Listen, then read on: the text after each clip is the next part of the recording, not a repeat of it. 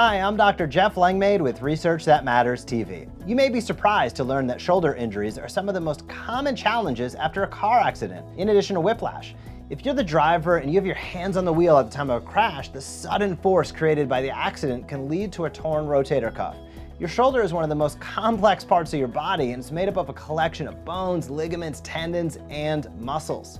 The rotator cuff is a ball and socket joint made up of three primary bones: your arm bone, which is your humerus, your shoulder blade, which is your scapula, and your collarbone, which is your clavicle. Supporting muscles, ligaments, and tendons are designed to help you lift and rotate your arm.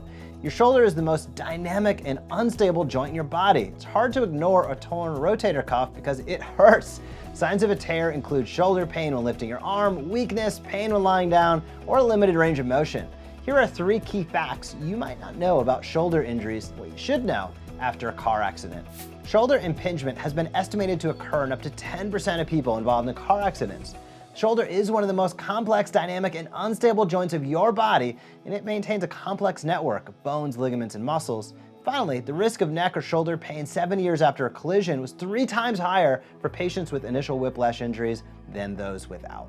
Ignoring a shoulder injury after a car accident is not a good idea.